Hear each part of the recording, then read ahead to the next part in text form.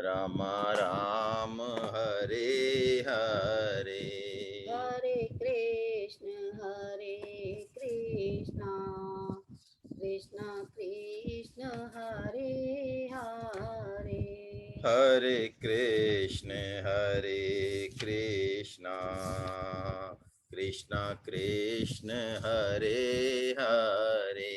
हरे राम हरे राम राम राम हरे हरे।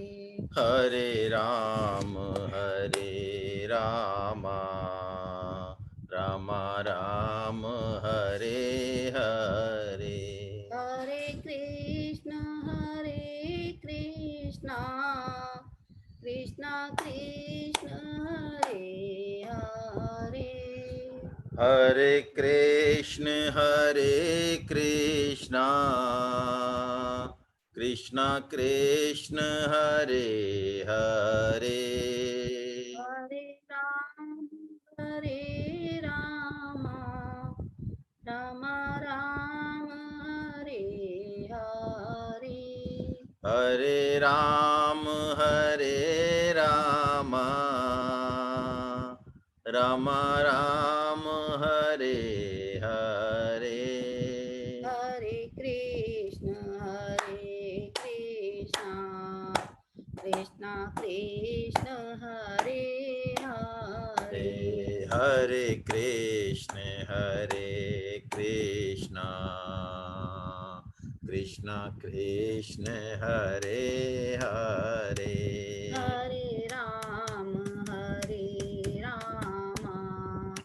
राम राम हरे हरे। हरे राम राम राम हरे हरे। हरे कृष्ण कृष्ण कृष्ण हरे हरे। हरे कृष्ण कृष्ण कृष्ण हरे हरे। हरे राम राम राम राम हरे हरे। हरे राम राम राम राम हरे हरे। हरे कृष्ण। हरे कृष्ण हरे कृष्ण हरे कृष्ण। आइए हम मंगलाचरण करें। भक्त भक्ति भगवंत गुरु चतुर नाम बपुए। इनके पद बंदन किए नासै विघ्न अनेक। सब संतन निर्णय कियो मति श्रुति पुराण इतिहास। भजबे को दोई सुघर कै हरिदास। बार बार वंदन करो श्री नाभा आभा ऐं। जिन काढ़ो गाभा वेद को भक्त माल रस दें। श्री प्रिया दास पद कमल पुनि बंदऊं बारंबार। कीनी भक्ति रस बोधनी टीका अति सुख सार। चार जुगन में भक्त जिते तिनके पद की धूल। सर्वस सिर धरि राखी हो मेरी जीवन। प्रहलाद नारद पराशर पुंडरीक। व्यासाम्बरीश शुक शौनक भीष्म दालभ्यान। रुकुमांगदार्जुन वसिष्ठ विभीषणादीन। एतान हम परम भागवताम। संत सभा झांकी नहीं कियो न हरि गुण गान। नारायण फिर कवन विधि चाहे कल्याण। जो हरि प्राप्ति की आस है तो हरि जन गुण गाव। न तरु सुकृत भुंजे भी जो जन्म जन्म पछतान। भक्त दास संग्रह करे कथन श्रवण अनुमोद। सो प्रभु प्यारो पुत्र जो बैठे हर की गो। काम ही नार पियार जिमी लोभी प्रिय जिमी दाम। तिमि रघुनाथ निरंतर प्रिय लागे हूँ मेरा। बोलो बांके बिहारी लाल की जय। आप सभी वैष्णव जनों के चरणों में वंदन। आइए हम थोड़ा सा छप्पे का गायन कर लेते हैं। 15वां छप्पे है जिसमें नवदा भक्ति के बारे में भगवान जो है कह रहे हैं।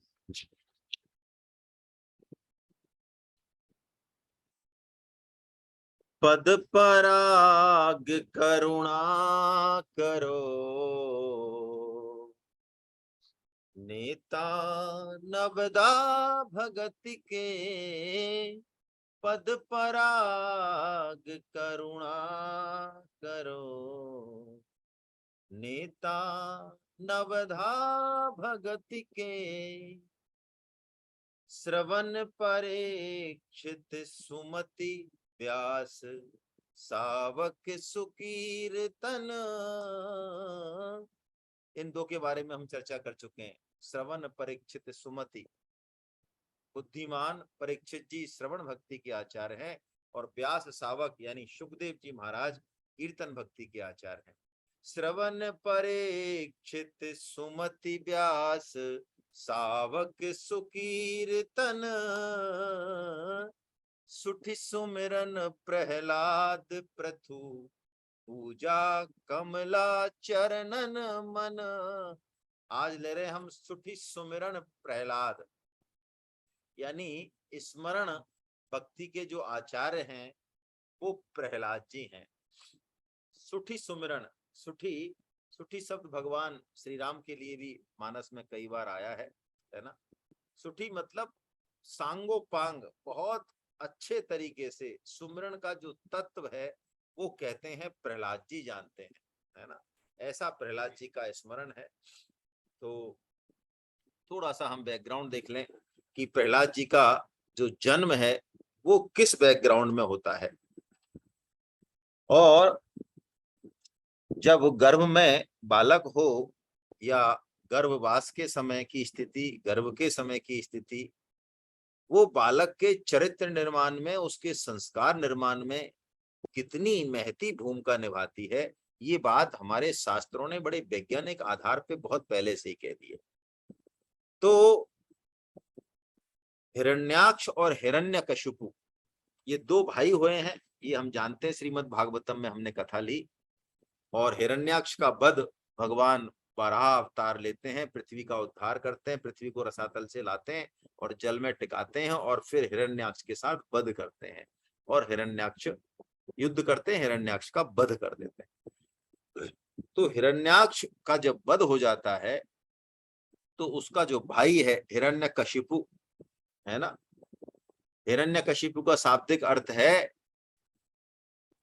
हिरण्य यानी स्वर्ण पर, कशिपु है ना जिसकी अक्ष। तो हिरण्यकशिपु यानी स्वर्ण का, जो स्वर्ण के प्रति जो बहुत महत्व बुद्धि रखता है वो हिरण्यकशिपु, है ना। जो कली में बास है तो कली के दुर्गुण जिसमें है एक तरीके से।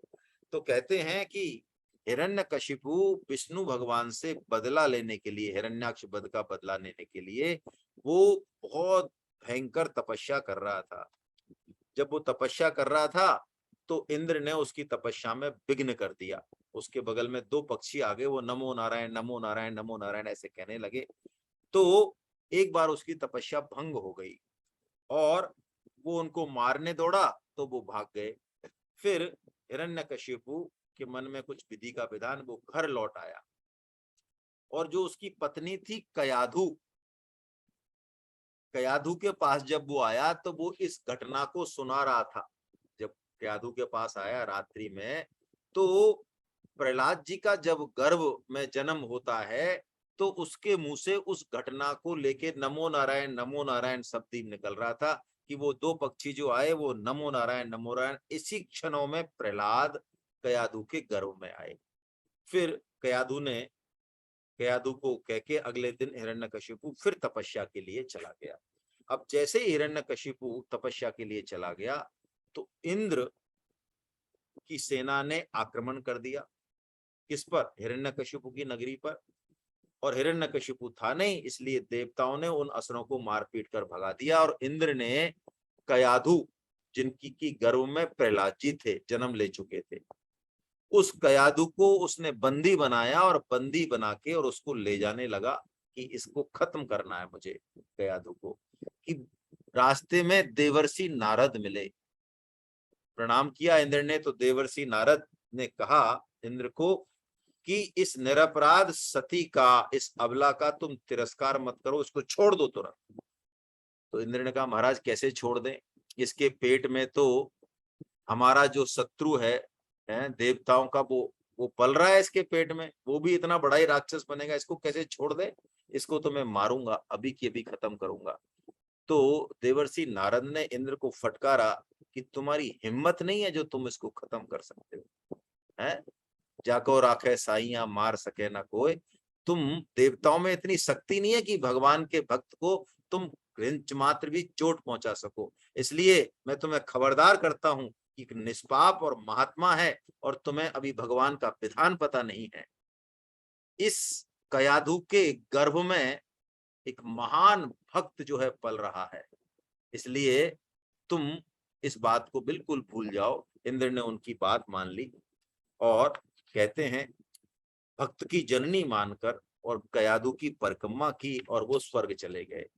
फिर उस कयाधु को देवर्षि नारद अपने आश्रम में ले आए और कहा कि जब तक तुम्हारा पति तपस्या करके नहीं लौटता तब तक तुम यहीं रहो। और कहते हैं परम दयालु श्री नारद जी ने गर्भस्थ बालक को लक्ष्य में ध्यान में रख के और भागवत धर्म का रहस्य, भक्ति, प्रेम, ज्ञान, इस तरह का वो रोज कीर्तन संकीर्तन उपदेश इस तरह देते थे। तो प्रहलाद जी गर्भ में ही उस उपदेश को पूरी तरह से ग्रहण करते थे। हमें पता है अभिमन्यु जी की कहानी, हमें पता है अर्जुन ने अपनी पत्नी सुभद्रा को, कृष्ण की जो बहन है सुभद्रा, उनको चक्रव्यूह भेदन की तरकीब बताई, तब अभिमन्यु पेट में थे और सुभद्रा सो गई जब बाहर निकलने का रास्ता बता रहे थे वो, इसलिए अभिमन्यु को घुसना तो आता था चक्रव्यूह में लेकिन बाहर निकलना नहीं आता था। यही बात यहाँ हुई। कयाधु तो उस उपदेश को भूल गई माता तो, लेकिन प्रहलाद जी को उसकी स्मरण, उस उपदेश का स्मरण रहा। वो दैवी गुणों से युक्त होकर ही इस संसार में आए, यानी उनमें दैवी संपदा बचपन से ही थी। नाभाजी तो कहते हैं कि जैसे भगवान के गुण अनंत हैं, उनके गुणों का वर्णन नहीं किया जा सकता, ऐसे ही भक्त शिरोमणि प्रहलाद जी के गुणों का भी वर्णन नहीं किया जा सकता। वो हमेशा हरि नारायण गोविंद कृष्ण आदि नाम करते हुए और बड़े मस्त रहा करते थे प्रहलाद जी महाराज, है ना। इन्हीं नामों में उनको बड़ा आनंद आता था। तो उनके पिताश्री ने उनका उपनयन संस्कार कराया और अपने जो असुरों के गुरु हैं शुक्राचार्य जी, उनके दो पुत्र हैं शुक्राचार्य जी गुरुदेव के, षंड और अमर्क। षंड और अमर्क, इनको उन्होंने हिरण्यकशिपु ने जिम्मेदारी दी कि देखो तुम इसको गुरुकुल में ले जाओ और हमारी जो शिक्षा है कौन सी ट्रेनिंग दो, असुर धर्म की शिक्षा दो भाई।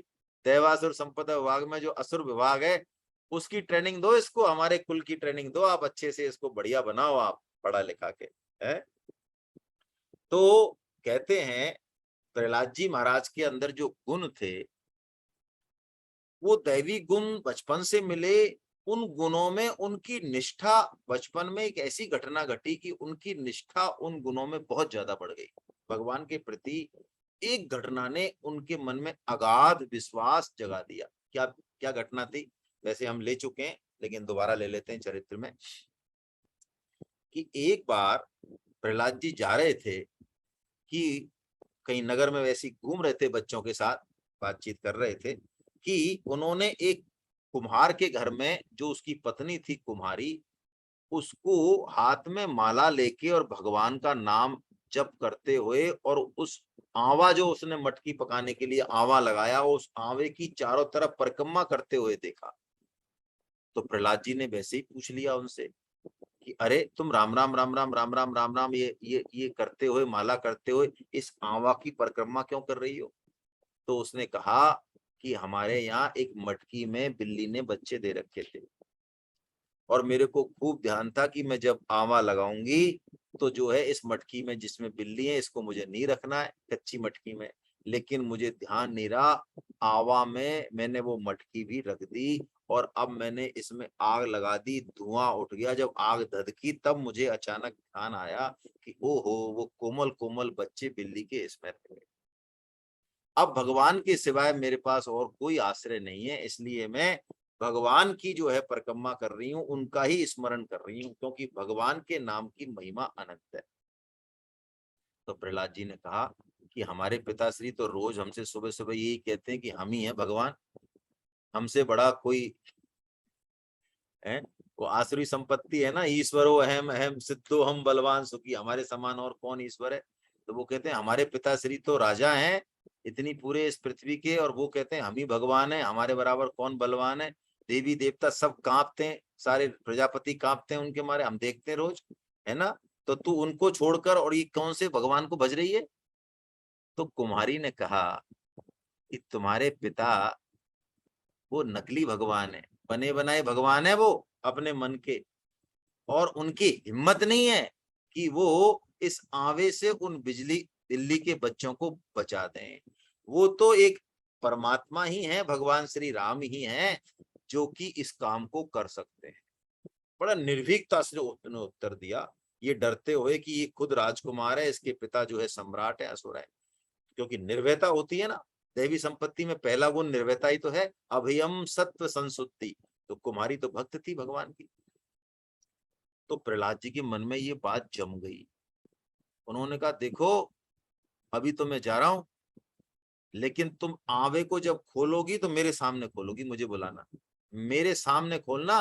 और तुम्हारी बात यदि गलत मिली तो मैं अपने पिताश्री से कह के तुमको दंड दिलवाऊंगा। और सही निकली तो, उस कुमारी ने कहा कि सही निकली तो फिर मैं भगवान के जो है मेरी अटल निष्ठा हो जाएगी। तो यही हुआ, आवा उनके सामने खोला गया, और वो बिल्ली के बच्चे, सारी मटकी पक गई, लेकिन वो बिल्ली के बच्चे बिल्कुल, उनके कोमल कोमल बच्चे, प्रहलाद जी ने उनको देखा, वो बिल्कुल, उनको कुछ भी नहीं हुआ। और उनकी निष्ठा इस बात से, इस भगवत कृपा का प्रत्यक्ष देख के, किंचित मात्र आंव की आंच भी उनको नहीं लगी। उनकी भगवान में और भी निष्ठा हो गई, और भी निष्ठा हो गई भयंकर। तो संड अमर्क जो है उनको ले गए, स्कूल ले गए। लेकिन प्रियादास जी क्या कह रहे हैं, आइए थोड़ा सा हम कवित्व पढ़ लेते हैं। क्या कह रहे हैं प्रियादास जी कि कैसे हैं प्रहलाद जी की भाव स्थिति बचपन में ही कैसी है, आप देखिए। वासुदेव सर्वमिति जो गीता का सर्वोच्च तत्व है, इससे ऊंची बात परम श्रद्धेय स्वामी जी महाराज कहते हैं गीता में नहीं है। सबसे ऊंची बात इसी में बताते हैं, वासुदेव सर्वमिति सहमात्मा सुदुर्लभा, ऐसा भगवान ने 7.19 में कहा। यानी सब कुछ भगवान श्री कृष्ण है, ऐसा जिसको अनुभव हो जाए, ये सर्वोच्च अनुभव है। तो प्रहलाद जी महाराज भी सब में, कन कन में भगवत दर्शन करते हैं शुरू से ही। इसलिए उनको कोई भी जो हिरण्यकशिपु जो दंड देते हैं, वो कुछ भी उनको जो है काम नहीं करता है। आइए हम छप्पे वो कवित्व पढ़ते हैं, फिर इस स्टोरी को थोड़ा सा और आगे बढ़ाएंगे, इस कहानी को। आइए 99वां 99वां कवित है। सुमिरन साचो कियो लियो देख सब ही में, एक भगवान कैसे काटे तरवार है। सुमिरन साचो कियो लियो देख सब ही में। क्या कह रहे हैं प्रियादास जी कि उनका सुमिरन स्मरण इतना सच्चा है प्रहलाद जी का कि उन्होंने सब में एक भगवान को देख लिया। इसलिए एक भगवान कैसे काटे तलवार है, तो उनको तलवार से भी यदि काटा जाता है तो उनका कुछ नहीं बिगड़ता। और काटबो खड़ग जल बोरिबो सकती जाकी, वो कहते हैं प्रियादास जी कि तलवार यदि काटने का काम करती है, जल डुबोने का काम करता है, उनको पत्थर बांध के डुबोया जाता। ये जो पंच महाभूतों में प्रकृति में जो शक्ति है डुबोने की, काटने की, जलाने की, ये शक्ति है तो उस एक भगवान की। तो इसलिए जब भगवान उनके अनुकूल हैं, जाको राखे साइया मार सके ना कोई, तो उनको कोई भी शक्ति उनका कुछ नहीं बिगाड़ सकती। काटिबो खड़ग जल बोरिबो सकती जाकी, शक्ति जाकी ताही को निहारे चहु ओर सो अपार है। प्रहलाद जी चारों तरफ उसी को निहार रहे हैं, इसलिए कोई भी चीज उनका कुछ भी नहीं बिगाड़ सकती। देखिए प्रहलाद जी को षंड और अमर्क, धर्म अर्थ काम और मोक्ष, इसमें से मोक्ष को छोड़ के काम और अर्थ की बात ज्यादा पढ़ाते। और प्रहलाद जी इतने कुशाग्र बुद्धि थे कि जो वो पढ़ाते वो उनको ज्यों क्या तो सुना देते, लेकिन उनको वो चीज जमती नहीं, रुचती नहीं। उनको तो भगवान नाम में, उनके स्मरण में और कीर्तन में जितना जो है प्रेम था, उतना उनके पाठ में जमता नहीं था।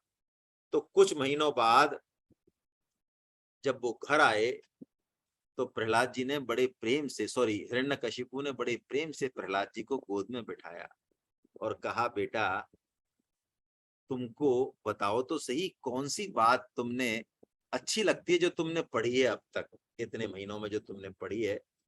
अब प्रहलाद जी तो भगवान के भक्त हैं, तो वो कहते हैं, देखिए वो कहते हैं, पिताजी संसार के प्राणी मैं और मेरे के झूठे आग्रह में पड़ के, यानी माया के चक्कर में पड़ के अत्यंत उद्विग्न रहते हैं, परेशान रहते हैं।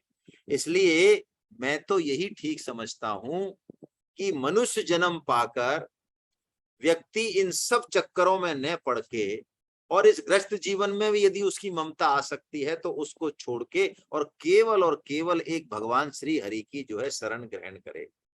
ऐसे पंडितों के से वचन सुने तो हिरण्यकशिपु हंस पड़े। उन्होंने कहा, अरे ये तेरे को किसने बहका दिया? उसने षंड अमर को बुलाया, अरे तुमको क्या भेजा मैंने पढ़ाने के लिए, तुमने क्या पढ़ाया इसको? कि महाराज हमने तो सही पढ़ाया। कि सही पढ़ाओ, इसको तरीके से लेके जाओ, ये क्या अंट संट बत रहा है। तो दोबारा ले गए बेचारे वो गुरुकुल में। अब की बार उन्होंने और अच्छे से साम दाम दंड भेद सारी चीजें जो है उन्होंने दोबारा ठीक से पढ़ाई। और फिर जो है फिर लाए महीनों भर बाद। तो पहले माता के पास ले गए, माता ने बड़ा प्रेम किया। फिर पिताजी के पास ले गए, हिरण्यकशिपु के पास। तो हिरण्यकशिपु ने फिर उनको गोदी में बिठाया बड़े प्रेम से और सिर सूंघा। देखिए ये बड़ी एक टेक्निकल बात है। हमारे शास्त्रों में कहीं भी शिशु का, अबोध बालक का चुंबन नहीं लिया जाता। हम सबको इस बात को बहुत अच्छे से देखना, समझना और जानना चाहिए। हम प्राय आजकल जब शिशु को गोद में दिया जाता है तो उसके चुंबन लेते हैं, उसके गाल पे जो है किस करते हैं। ये समस्त रोगों का, कीटाणुओं का जड़ है और ये ठीक नहीं है। क्या प्रथा है, बड़े जब भी अपने बच्चे को, भाई के बच्चे को, किसी भी रिश्तेदार के बच्चे को गोद में लें तो उनका प्रथम कर्तव्य बनता है कि वो उसके सिर को सूंघें। सिर सूंघने से बच्चे के जितने भी अनिष्ट और उसका किसी तरह की जो और बाधाएं हैं वो सब दूर होती हैं।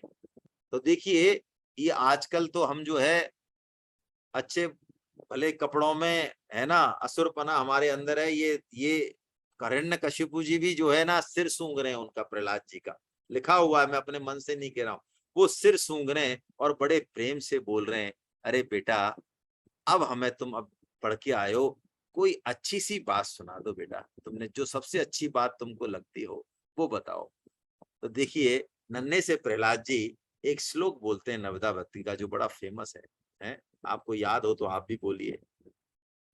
श्रवणम कीर्तनम विष्णु स्मरणम पाद सेवनम अर्चनम वंदनम दास्यम सख्यमात्म निवेदनम।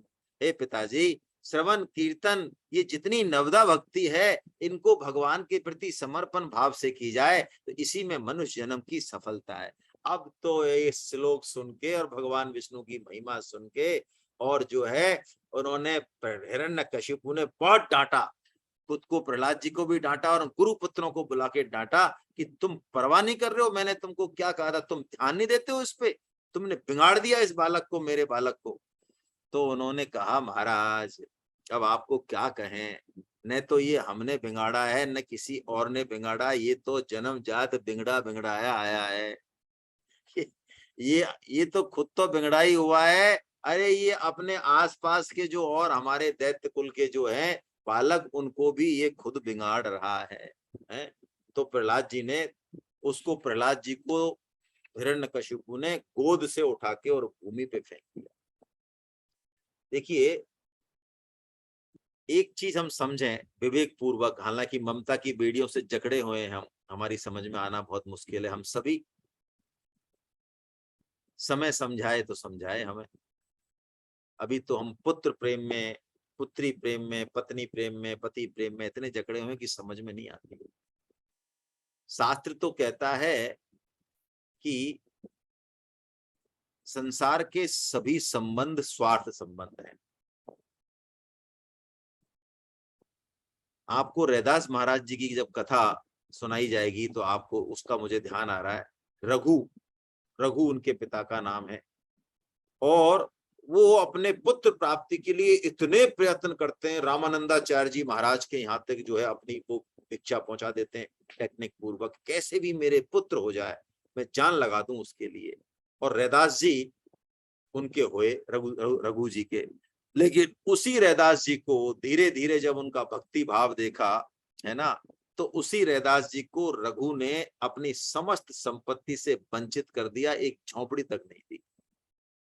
जिस प्रहलाद जी के ऊपर हिरण्यकशिपु जी जान छिड़कते हैं, जब वो विष्णु की महिमा करते हैं, तो उनको वो गोद से फेंक देते हैं, और फेंक ही नहीं देते, वो जो है कहते हैं असुरों से कि ये नहीं सुधरने वाला है, तो ऐसा करो, इसको दंड दो, अब इसको जो है मृत्यु दंड दो आप, अपने पुत्र के लिए कहते हैं। लेकिन प्रहलाद जी भगवान के स्मरण में इतने मदमत्त हैं कि उनको एक से एक बढ़ के जो है दंड दिया जाता है, लेकिन उनका कुछ नहीं बिगड़ता।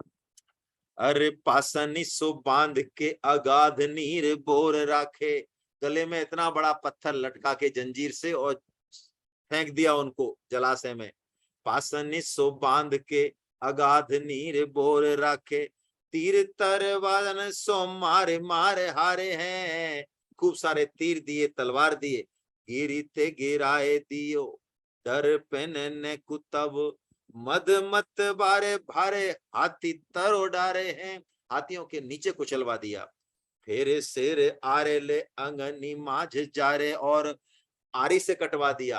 अरे यहाँ तक कि उनकी जो बुआ है होलिका, जिनको वरदान है कि वो नहीं जलेंगी, अग्नि से जलवा दिया। पूंछ मीड़ गातन लगाए नाग, सिंह छुड़वा दिए, बड़े बड़े नागों से कटवा दिया।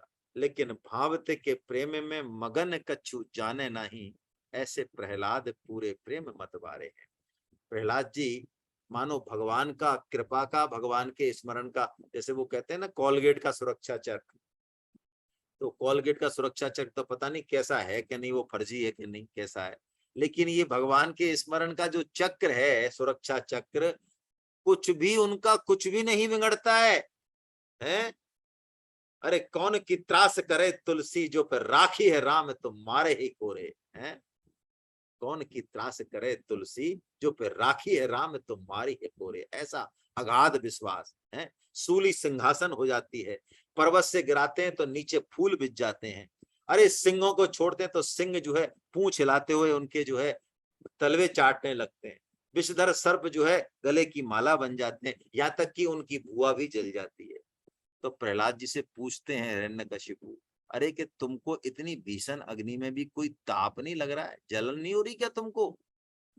तो प्रहलाद जी कहते हैं, पिताश्री, समस्त तापों की जो महान औषधि है भगवान श्री राम का नाम, वो मेरे पास है, फिर मुझे क्या डर। अरे बड़ी से बड़ी अग्नि भी मेरे समीप आकर शीतल हो जाती है, आप देख ही रहे हो ना। आपने विष खिलाया, वो मेरे लिए अमृत हो गया है, मेरा कुछ नहीं बिगड़ा। सीम की चाप, तुलसीदास जी कहते हैं ना, सीम की चाप सके कोई तासु, बड़ रखवार रमापति जासु। आखिर में हिरण्यकशिपु जी ने परेशान होके जब कुछ भी नहीं बिगड़ा, तो एक अंतिम चांस दिया उनको। किनको? प्रहलाद जी को भी दिया, और षंड और अमर्क जो शुक्राचार्य जी के पुत्र हैं उनको भी दिया, और कहा अब की बार इसको ले जाओ और पूरी तरह से निगरानी रखना और ठीक से शिक्षा देना, अर्थ धर्म और काम, मोक्ष की मत देना, इनकी शिक्षा देना। अब प्रहलाद जी को ले गए। अब देखिए प्रहलाद जी ने क्या किया अब की बार गुरुकुल में। प्रहलाद जी ने, क्योंकि प्रहलाद जी हमेशा भगवान के कीर्तन में स्मरण में मगन रहते थे, उनके शरीर से निकलने वाली हवा, उनकी चाल ढाल, उनका दर्शन भी दैत्य बालकों के हृदय में भगवत प्रेम की धारा बहा देता। और एक दिन दैत्य बालकों ने उनसे पूछा कि प्रहलाद जी, आप भी हमारी तरह ही बालक हो और हमारे साथ साथ ही तुम पढ़ते हो, हमने तुम्हें कहीं जाते हुए नहीं देखा, तुमको इतना ज्ञान कैसे और हमको इतना, हमको तो कुछ पता ही नहीं है। तो प्रहलाद जी ने कहा कि देखो, मेरे गुरु नारद जी हैं, नारद जी ने ही मुझे ये सारी बातें बताई हैं। तो उन्होंने कहा कि तुम इतना प्रसन्न रहते हो, आनंदित रहते हो, तो हमें भी तुम वो बात बताओ, क्या बताया नारद जी ने। तो देखिए क्या इससे संकेत मिलता है, जो परम श्रद्धेय स्वामी जी महाराज कहते हैं कि यदि हम भगवत गीता की बातों का अपने जीवन में पालन करें, आचरण करें, तो हम चाहे चाहे ना चाहें, हमसे गीता प्रचार स्वतः ही होगा, पूरे समाज में होगा और बड़े धूमधाम से होगा। जब तक हम नहीं कर पाए ऐसा, तब तक हम कह कह के करते हैं। लेकिन सबसे बढ़िया प्रचार तो स्वामी जी कहते हैं गीता का यही है कि गीता मय जीवन हमारा हो जाए। प्रहलाद जी से असुर बालकों ने आगे से पूछा और प्रहलाद जी ने फिर उनको उपदेश दिया। ये देखिए, ये ऐसा उपदेश है प्रहलाद जी का, बड़ा विलक्षण उपदेश है। पूरी भागवतम में शायद इतना सुंदर और सटीक उपदेश कोई और नहीं है मनुष्य जन्म के लिए। क्या उपदेश है, हम एक श्लोक लेते हैं बस। कौमार आचरेत प्राज्ञो धर्मान भागवतानिह, दुर्लभम मानुषम जन्म तदप्यय ध्रुवमर्थदम।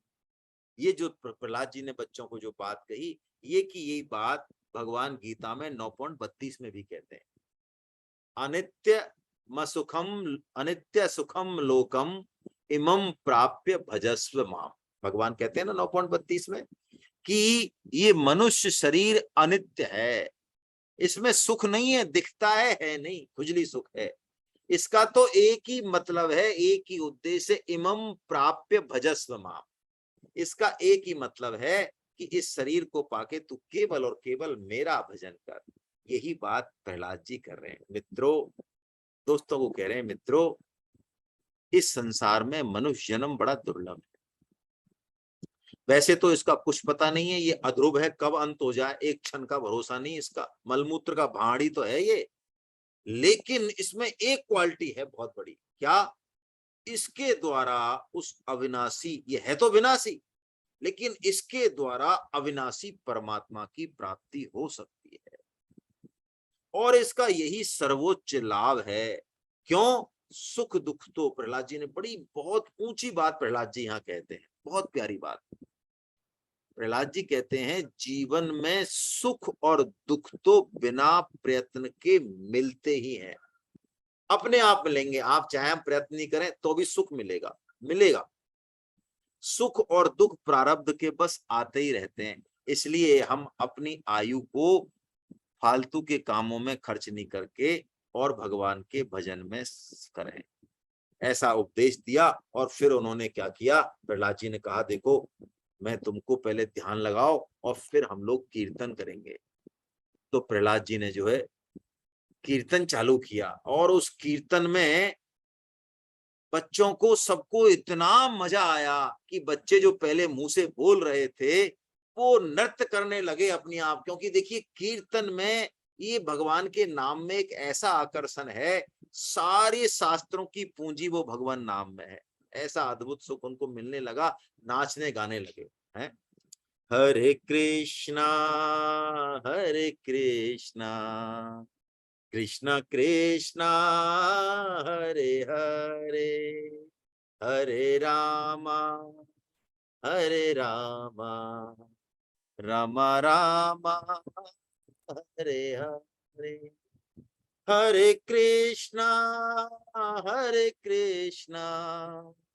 कृष्णा कृष्णा हरे हरे, हरे रामा रामा रामा हरे हरे, हरे कृष्णा कृष्णा कृष्णा हरे हरे, हरे रामा रामा रामा हरे हरे।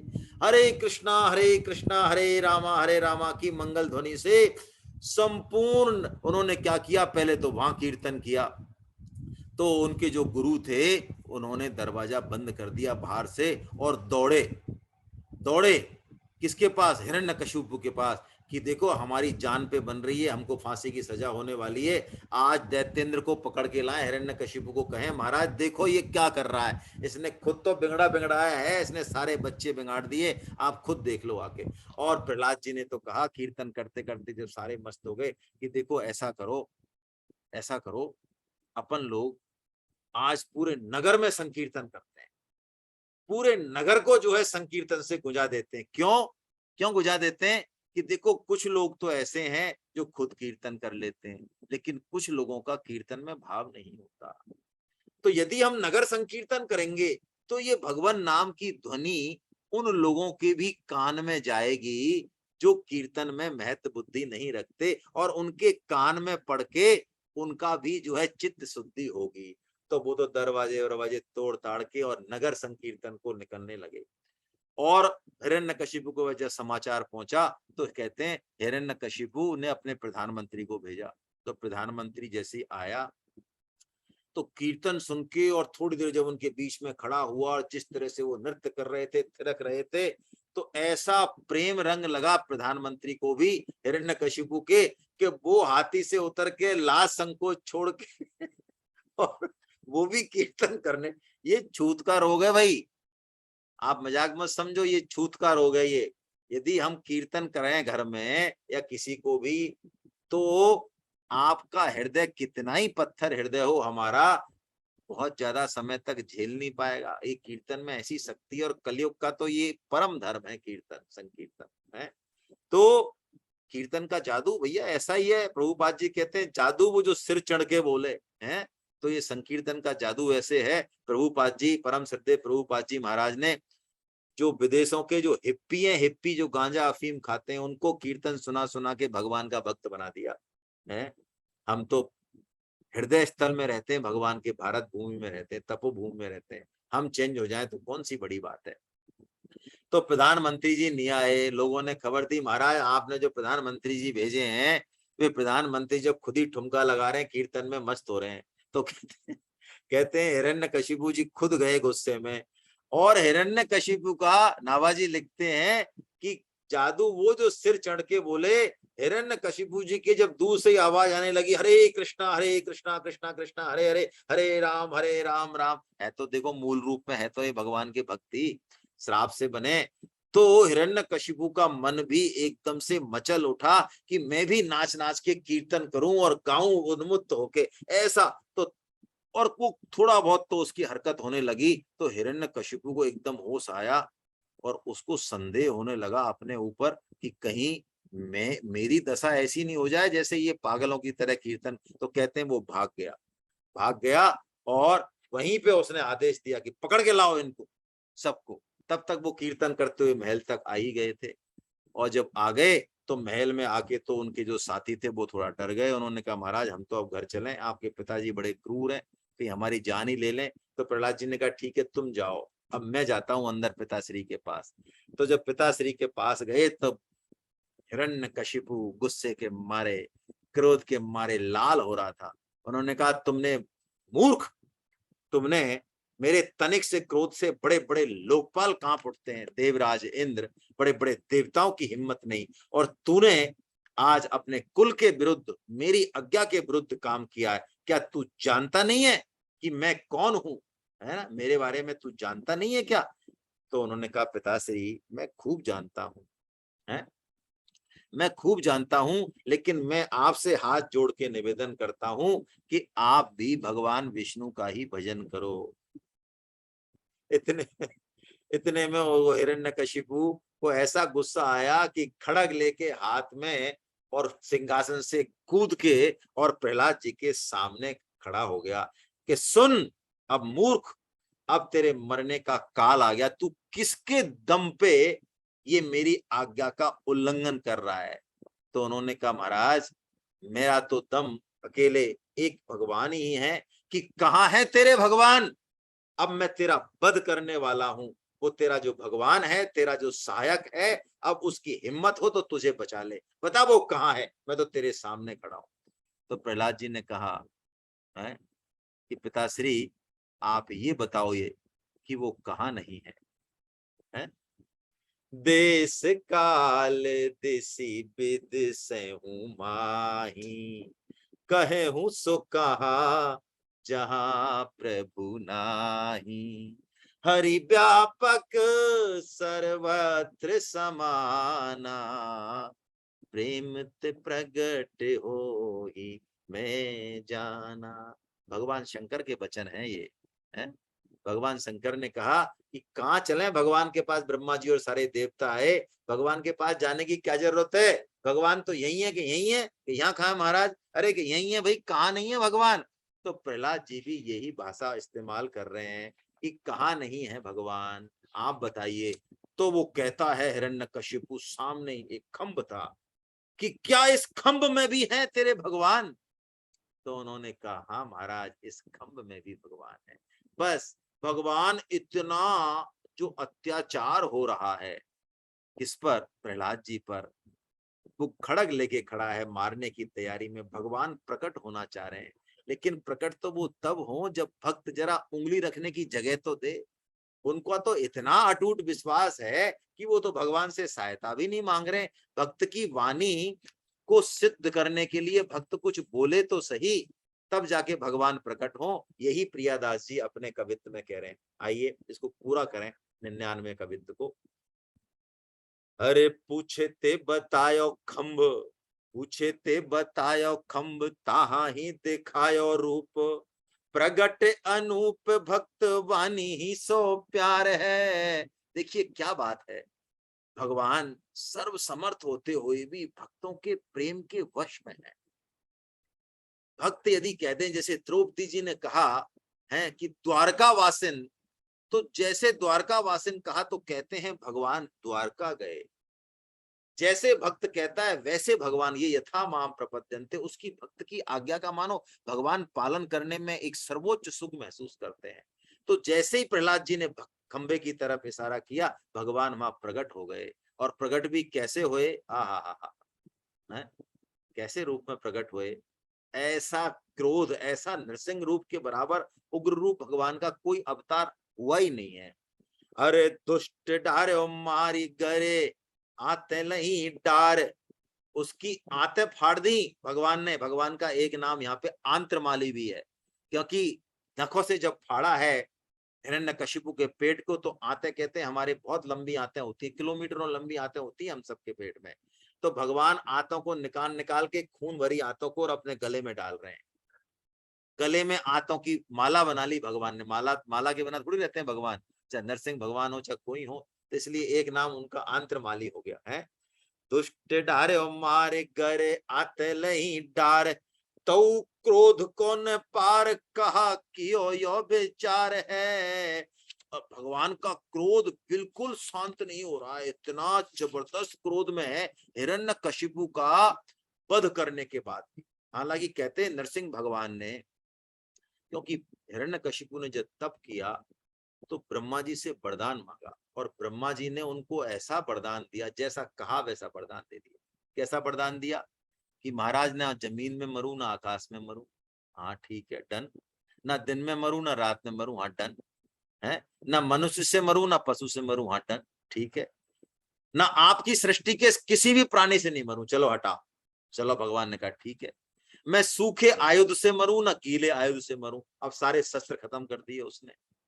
हेलो साहब, अब भी दिमाग लगाया हिरण्यकशिपु ने। उन्होंने कहा महाराज ऐसा है, ये तो हो गया परमानेंट इंतजाम, लेकिन एक बार और दे दो आप, कि बताओ कि मैं, आपने 12 महीने बना रखे ना, मैं 12 महीनों में नहीं करूं। ऐसा कह के हामी भरवा के और आ गया हिरण्यकशिपु को। अब देखो, अब हम समझें, हमारी बुद्धि कितनी भी हम लगा लें, हैं, भगवान के आगे हमारी चल सकती है क्या? कहते हैं निखरे नाभाजी कि भगवान ने देहरी पे नरसिंह भगवान का अवतार, नर और सिंह का अवतार लेके, और जांग पे रख के संध्या का समय, और जब पेट फाड़ा, नाखून, क्योंकि नाखूनों को ना तो सूखा कह सकते हैं, सूखा इसलिए नहीं कह सकते क्योंकि ये बढ़ते हैं नाखून, और गीला इसलिए नहीं कह सकते, चेतन भी नहीं है जड़ भी नहीं है, क्योंकि काटते हैं तो दर्द नहीं होता है। देखिए आप, तो नाखों से उनको फाड़ा है और पूछा है कि भैया बता, तू जो जितनी तू कोलगेट सुरक्षा चक्र लेके आया है, किसी का उल्लंघन तो नहीं हो रहा है? दिन है कि रात है? कि महाराज ना दिन है ना रात है। पशुओं को मनुष्यों को, महाराज ना तो पशु हो ना मनुष्य हो आप तो। बता, आकाश है कि जमीन है? ना आकाश है ना जमीन है। अच्छा, सृष्टि के ब्रह्मा जी ने जितने प्राणियों की सृष्टि की है 84 लाख योनियों में, हमारे जैसा कोई है क्या? ये हमारी ब्रह्मा जी ने सृष्टि की है क्या? ब्रह्मा जी की सृष्टि नहीं है नरसिंह भगवान की, है। वो तो खुद ही है, यही सृष्टि हो पाई त्रिविध बनाई, संग सहाय न दूजा। उनको कोई क्या जरूरत है? ब्रह्मा जी को तो जरूरत पड़ती है, मटेरियल चाहिए, रॉ मटेरियल सृष्टि बनाने के लिए। भगवान को कुछ नहीं चाहिए। और कहते हैं भगवान ने 12 महीनों की ये काट निकाली कि वो जो था वो पुरुषोत्तम मास था, जिसको भगवान ने अपना नाम दिया। जैसे पुरुषोत्तम योग है ना 15वां अध्याय, तो हामी भरवा के और फिर भगवान ने पेट फाड़ दी।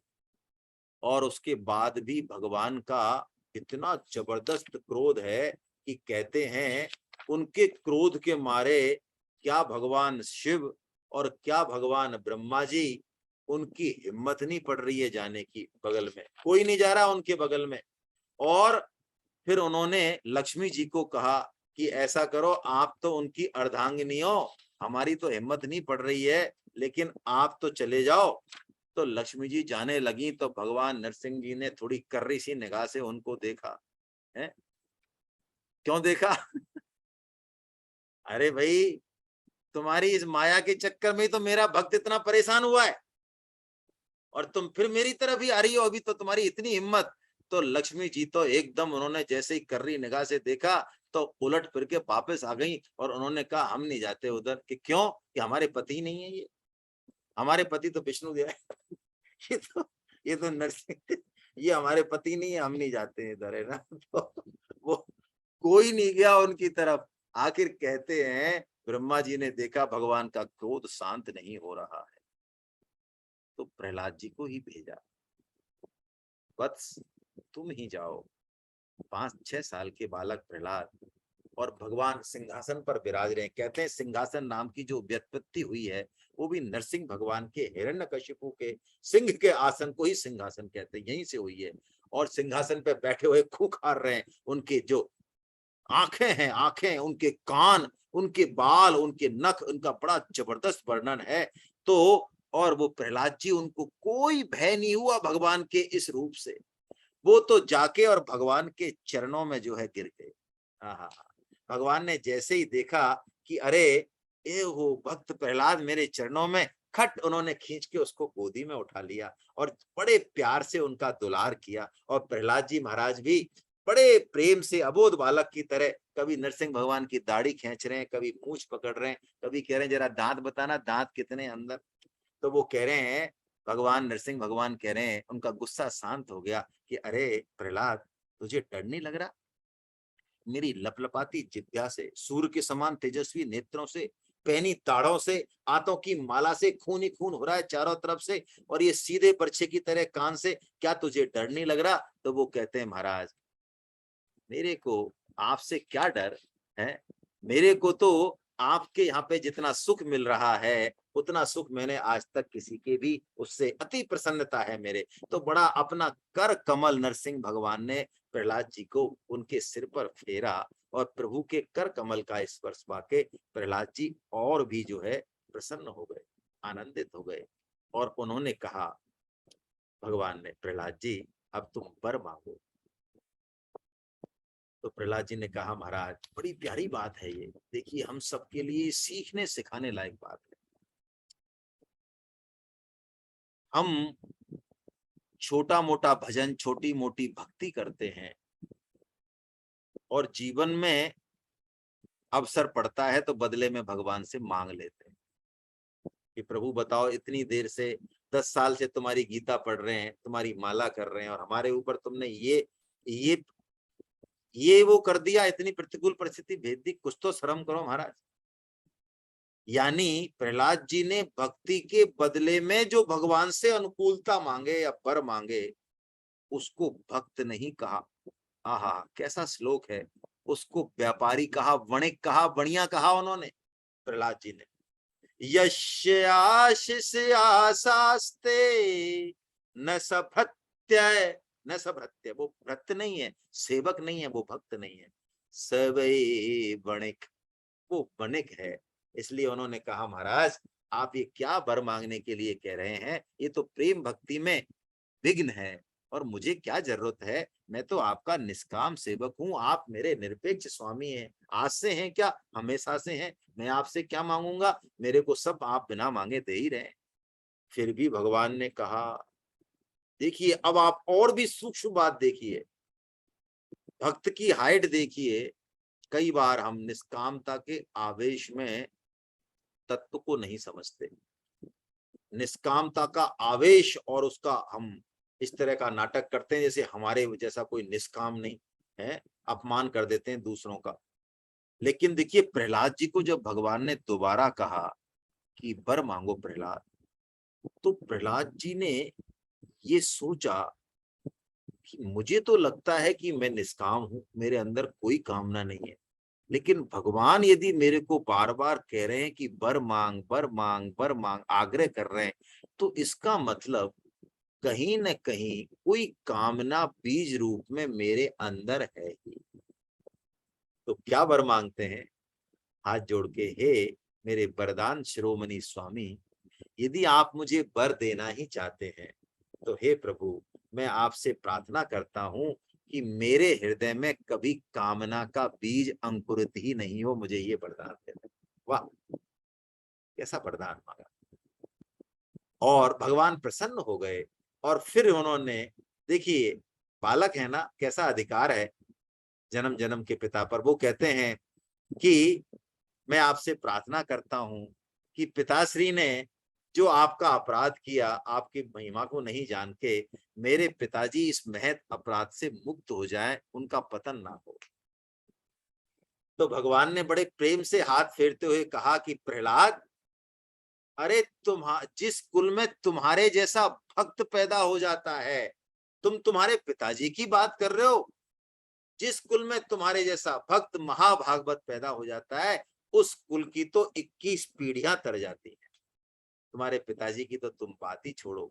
और ऐसा है प्रहलाद कि तुम्हारे पिताश्री अपनी गति को प्राप्त हो गए। और प्रहलाद जी ने कहा तो महाराज अब मेरी एक बात और सुन लो आप। क्या? पिताजी तो पार हो गए माया से, लेकिन अब माया तो आपकी ही है ना। तो मेरी एक एक प्रार्थना है, इन सब जीवों की, इस सब जीवों की दुर्गति इस माया के कारण हो रही है। तो महाराज आप इस माया का ही नाश कर दो ना, जिससे सब जीव आपकी गोदी में आके इसी तरह से खेलें और आपका प्रेम पाएं। देखिए प्रहलाद जी की हृदय की उदारता देखिए आप। उन्होंने सब जीवों की मुक्ति की बात भगवान से मांग ली। और उसका क्या मांगा मुक्ति के लिए? कि आप अपनी माया का नाश कर दो। तो भगवान मुस्कुराए। उन्होंने कहा प्रहलाद इस माया के कारण ही तो ये सारा खेल चल रहा है, ये सृष्टि चल रही है। ये माया नष्ट हो जाएगी तो ये सृष्टि समाप्त हो जाएगी।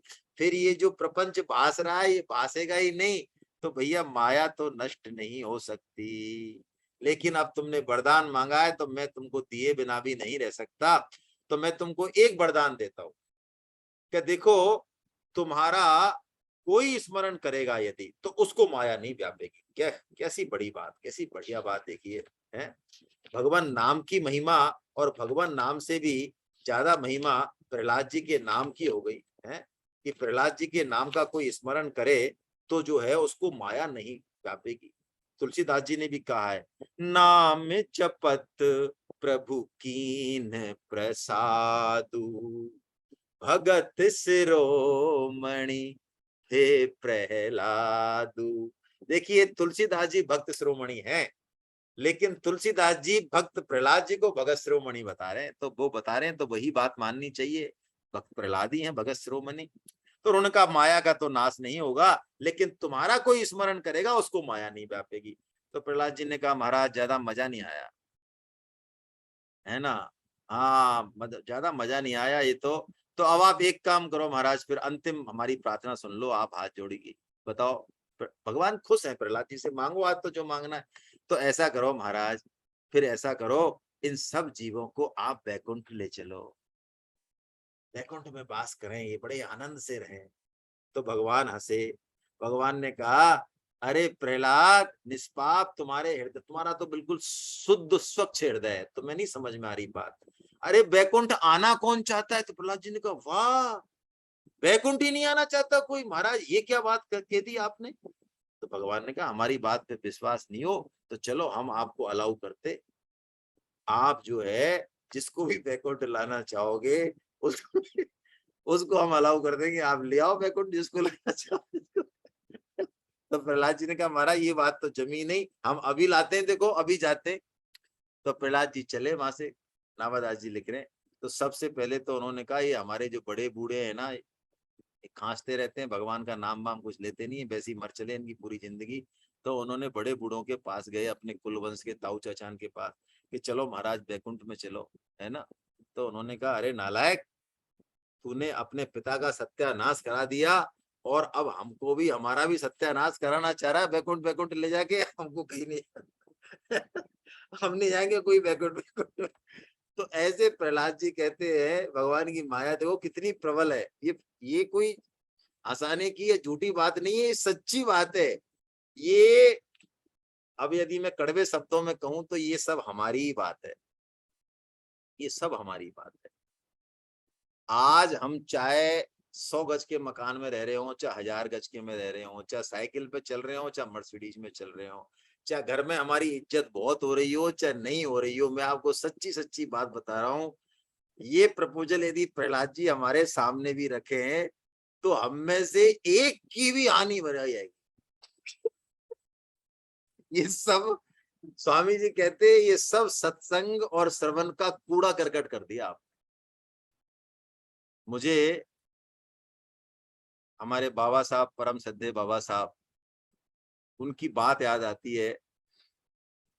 वो ऋषिकेश गए तो बड़े जोर से सुनाते थे हमारे बाबा साहब। वो कहते थे 10,000 की भीड़ थी, और स्वामी जी तो स्वामी जी हैं, देखिए भगवान की सारी पोल उनको पता थी। ऐसा आवेश आया क्योंकि उनको एक दिन स्वामी जी को बीच सत्संग में ही ऐसा आवेश आया। उन्होंने कहा भगवत प्राप्ति बहुत सरल है, सहज है, अभी अभी अभी यही, देरी का तो काम ही क्या है, तस्या हम सुलभ है पार्थ है। तो उन्होंने कहा बोलो, अभी की अभी यही भगवत प्राप्ति होगी, एक क्षण की देरी नहीं है। बोलो तुम में से कोई है भगवत प्राप्ति चाहने वाला, खड़ा हो जाए। ये सच्ची घटना बता रहा हूं मैं, अपने बाबा साहब से सुनी हूं, आप इसको ऐसे मत समझ लेना।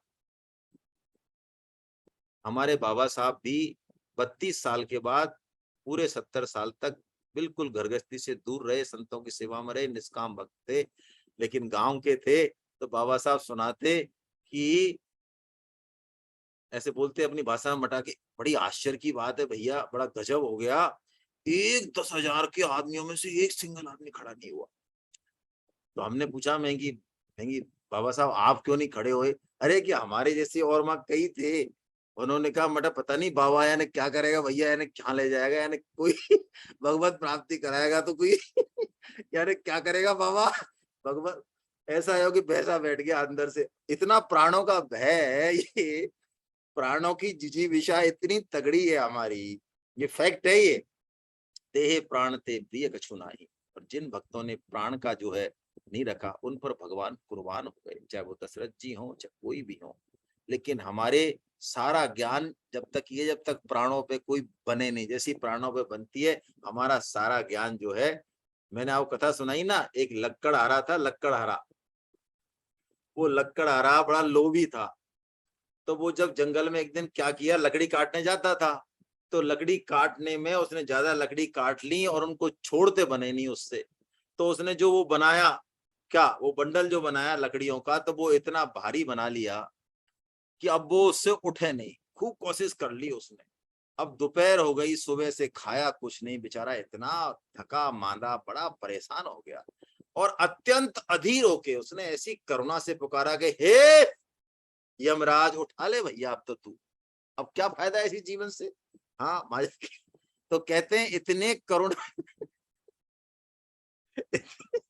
उसकी पुकार जो है ऐसी करुणा वाली थी कि सीधी यमलोक में पहुंच गई, और साक्षात जो है यमराज प्रकट हो गए। तो जैसे ही उनको यमराज जी को देखा वो डर गया। उन्होंने कहा महाराज आप कौन? तो उन्होंने कहा अरे हम कौन? अरे अभी तो आपने बुलाया है अब अब यमराज है, अभी तो आपने तो उन्होंने कहा महाराज आप कृपा करो, आपका क्या लेना देना है, हमारी कोई अभी ऐसी मरने की उम्र है क्या, आप तो पधारो महाराज। तो उन्होंने कहा हमको इतनी दूर से बुलाया आपने, बताओ अभी अभी तो आवाज दी। तो महाराज हम फालतू आए क्या?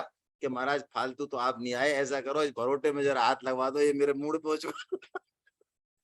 लकड़ी लकड़ी का जो गट्टर है इस पे जरा हाथ लगवा दो। मैं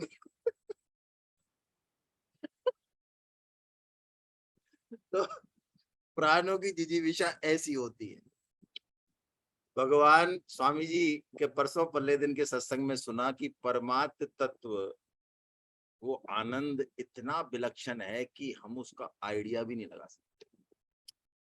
अभी जो हम आइडिया लगाते हैं वो लौकिक सुखों के, सांसारिक सुखों के पैमाने से लगाते हैं। जैसे कि प्रहलाद जी महाराज जब कोई उनको नहीं मिला, तो नाभाजी एक कथा लिखते हैं कि एक सुअर गंदगी में फंसा हुआ था, कीचड़ में, अत्यंत गंदे बदबूदार कीचड़ में वो सुअर फंसा हुआ था। तो प्रहलाद जी की भी मूछ का सवाल था कि भगवान ने जब मुझे छुट्टी दे दी वैकुंठ में, किसी को भी ले आओ, और अब मैं सुबह से घूम रहा हूँ, शाम हो गई, सब नट रहे हैं, तो ये सुअर तो कम से कम मेरी बात मान ही लेगा। चलो एक कैंडिडेट तो तैयार हुआ। जैसे स्वामी जी कहते हैं कि चलो भैया ब्रह्म ज्ञान हो गया क्या तुमको, चलो एक को तो हुआ, हम इतने सारे सत्संग कर रहे हैं। तो सुअर के पास गए तो उन्होंने कहा भाई साहब, हाथ जोड़ के कहा उन्होंने, वैकुंठ चलोगे क्या? तो उन्होंने कहा हाँ बिल्कुल चलेंगे, वैकुंठ में क्यों नहीं चलेंगे, है ना। तो प्रसन्न हो गए प्रहलाद जी महाराज की, चलो एक तो आदमी तैयार हुआ। तो उन्होंने कहा चलो महाराज हाँ चलते, लेकिन एक बात बताओ, ये जो ये जो कीचड़ है ना इतना मुलायम और एक खुशबूदार, ऐसा कीचड़ में वैकुंठ में मिले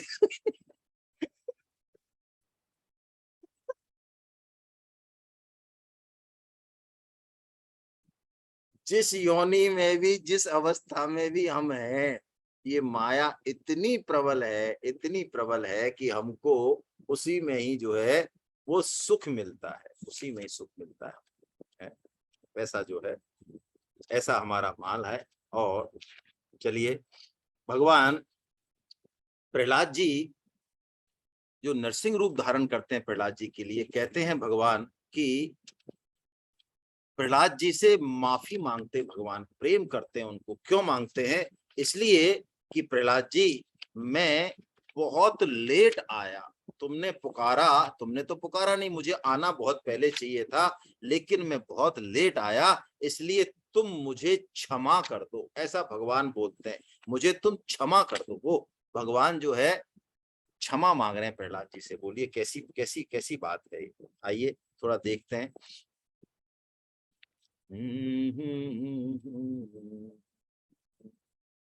हाँ, बोले प्रभु प्यारे प्रिय कोमल तिहारे अंग, असुर ने मारे मम नाम एक गाने में।